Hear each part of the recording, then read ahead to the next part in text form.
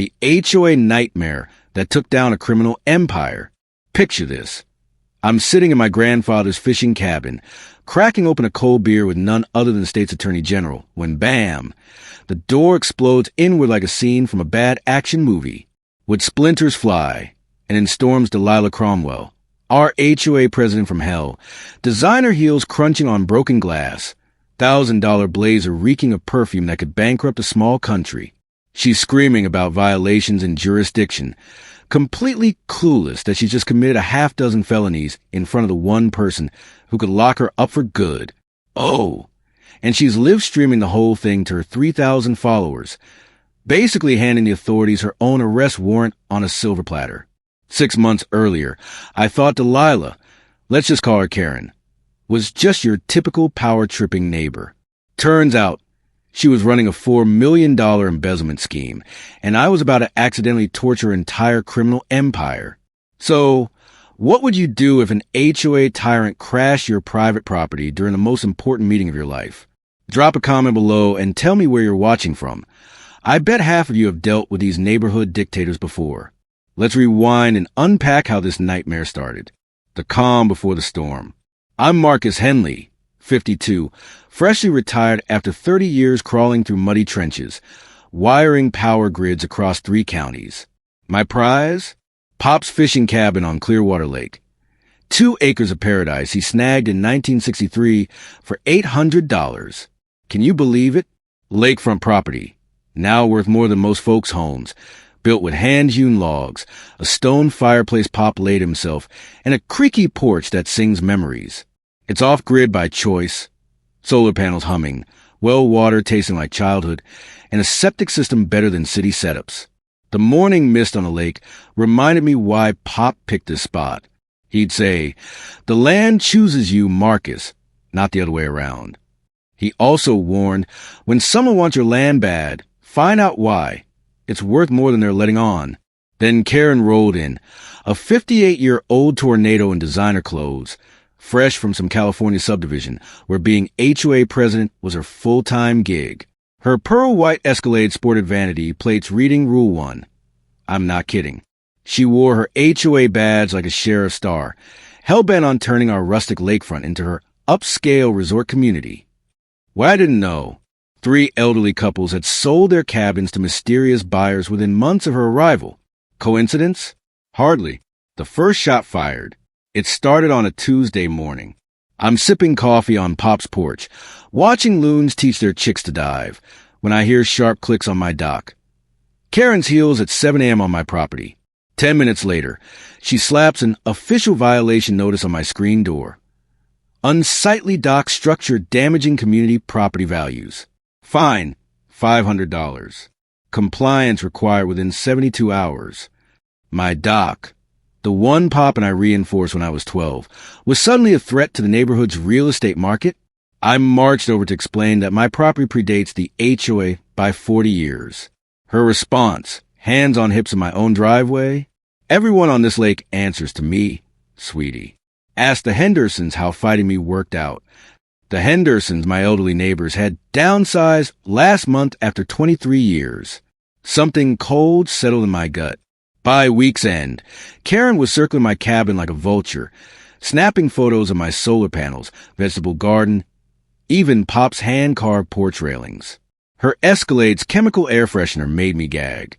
3 more citations followed, each with bigger fines, each screaming she declared war on my family's legacy. I figured she was just a petty control freak. I didn't know I'd just become a target in a game way bigger than HOA nonsense. Escalation and discovery.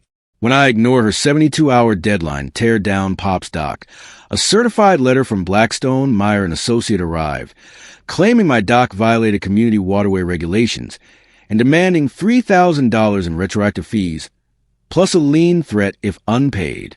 Panic hit. Lawyers versus my toolbox and bad attitude, but Pop's wisdom kicked in. When someone's trying to legal talk you out of your land, check the county records. So, I hit the courthouse basement with Betty, the clerk who remembered Pop's fishing tournaments. We pulled a 1963 deed, and boom, my lot included 50 feet into the lake.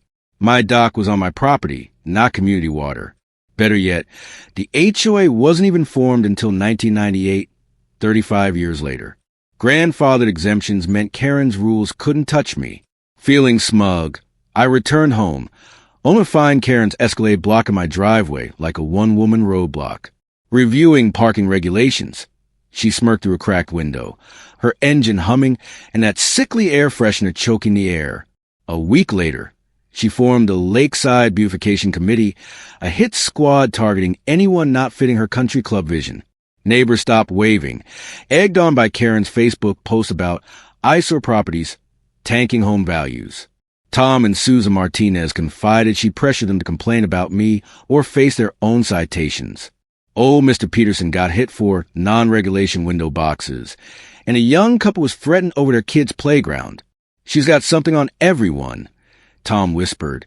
Her husband works at the state capitol, connected. The smear campaign. Karen's next move was pure venom. A Facebook post claiming I was an aggressive resident endangering kids.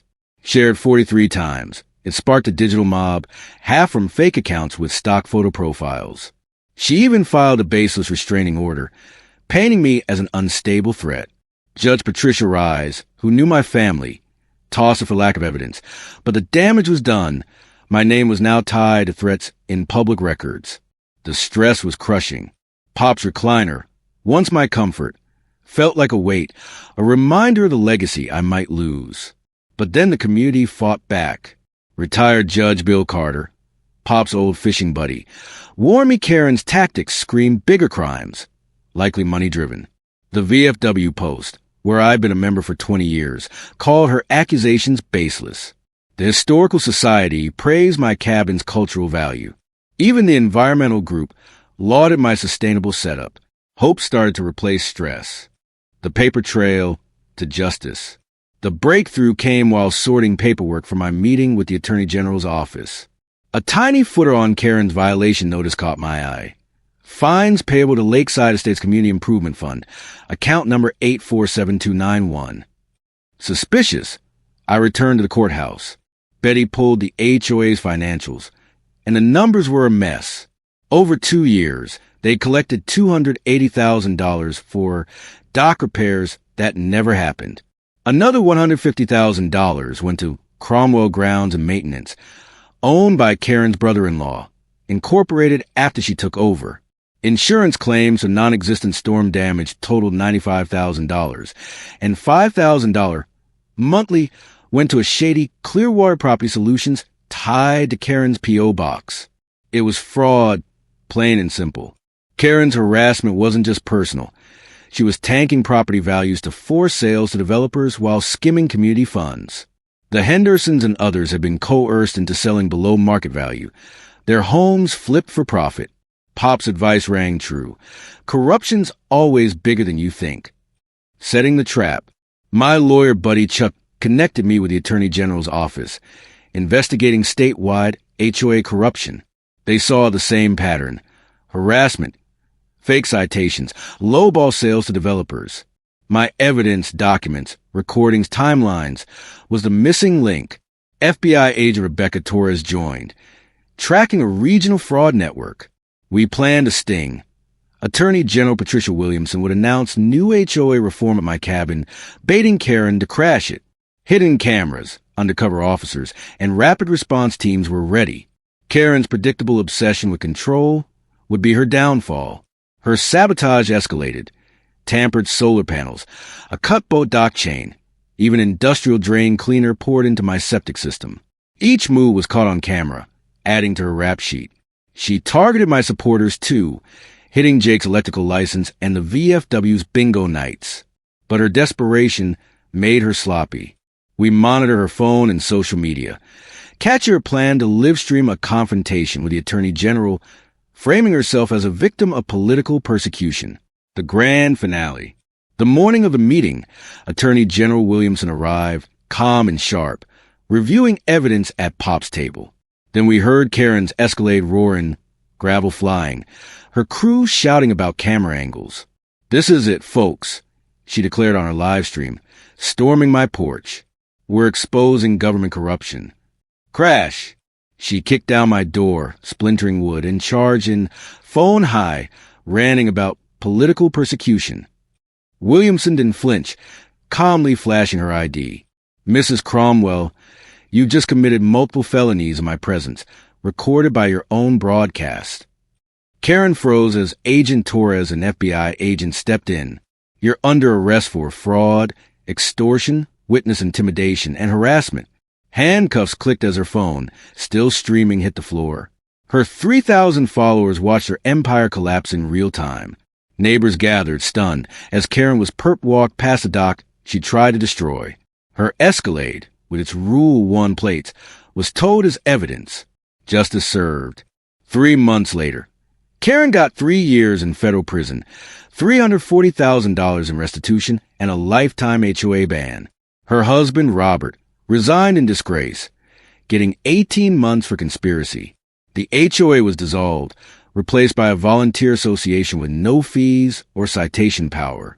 I received $45,000 in whistleblower compensation, but the real win was a Henley Act, new state legislation mandating HOA audits and criminalizing harassment schemes. Our case sparked prosecutions across 3 counties, exposing a network of fraud spanning 5 states. The Hendersons and Mrs. Patterson returned, property value soared, and Clearwater Lake became a model for sustainable living. My cabin now hosts solar power tours, and I started Pop's Legacy Scholarship for trade school kids. The annual Lake Festival funds veterans housing, and the Netflix documentary HOA Hell, How One Man Took Down a Criminal Empire, premieres next spring. The proceeds built a guest cabin for other harassment victims. Your turn.